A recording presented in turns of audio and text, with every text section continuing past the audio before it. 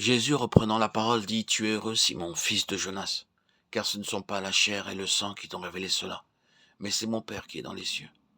Et moi je te dis que tu es Pierre, et que sur cette pierre je bâtirai mon église, et que les portes du séjour des morts ne prévaudront point contre elle. Matthieu 16, 17 et 18.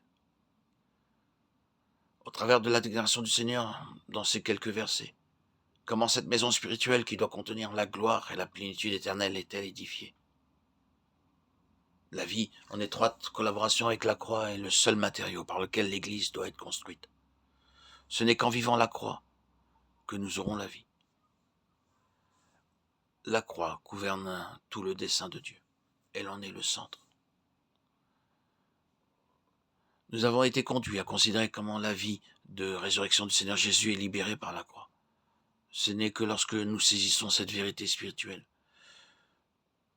que nous commençons à percevoir comment bâtir l'Église. Le corps universel est constitué d'un certain nombre de membres corporatifs. Sur un plan géographique, la responsabilité de chaque Église en tant qu'expression locale de Christ est d'apporter la vie. Cette responsabilité nous incombe à tous. Tous nos membres sont nécessaires à la vie de notre corps physique. De même, la responsabilité des membres d'une Église locale est d'apporter la vie à tout le corps. Au travers des âges, le témoignage apporté par l'Église met en évidence des membres qui furent des instruments entre les mains de Dieu pour apporter la vie d'une manière particulière. Et cela se produisit durant toute l'histoire du peuple de Dieu. Au cours du dernier siècle, dans certaines parties du monde, plusieurs apportèrent une contribution puissante et édifiante pour préparer l'Église en vue de la venue du Seigneur. Nous avons connu quelques-uns de ces hommes à la stature spirituelle exceptionnelle. Dieu leur avait accordé une vision spirituelle et une révélation de lui-même leur permettant d'apporter beaucoup de lumière au corps. Moïse et d'autres furent choisis par Dieu.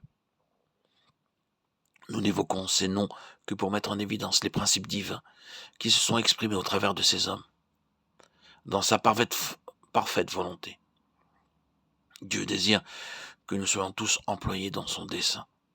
Si une assemblée doit être utilisée pour cela, il est indispensable que la vie soit associée à la croix. Il est nécessaire de rappeler qu'il ne peut y avoir de vie sans la souffrance. C'est pourquoi la parole de Dieu utilise fréquemment le mot « voix ». Exode au chapitre 33, versets 12 à 17, Moïse dit à l'Éternel: « Voici tu me dis, fais monter ce peuple, et tu ne me fais pas connaître qui tu enverras avec moi.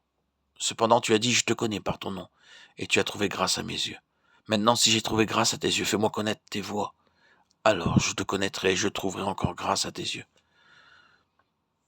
Considère que cette nation est ton peuple. » L'Éternel répondit: « Je marcherai moi-même avec toi, et je te donnerai du repos. » Moïse lui dit: « Si tu ne marches pas toi-même avec nous, ne nous fais point partir d'ici. Comment sera-t-il donc certain que j'ai trouvé grâce à tes yeux, moi et ton peuple? Ne sera-ce pas quand tu marcheras avec nous, et quand nous serons distingués, moi et ton peuple, de tous les peuples qui sont sur la face de la terre? » L'Éternel dit à Moïse: « Je ferai ce que tu me demandes, car tu as trouvé grâce à mes yeux, et je te connais par ton nom. » Remarquons ce que rappelle le verset 13. « Maintenant, si j'ai trouvé grâce à tes yeux,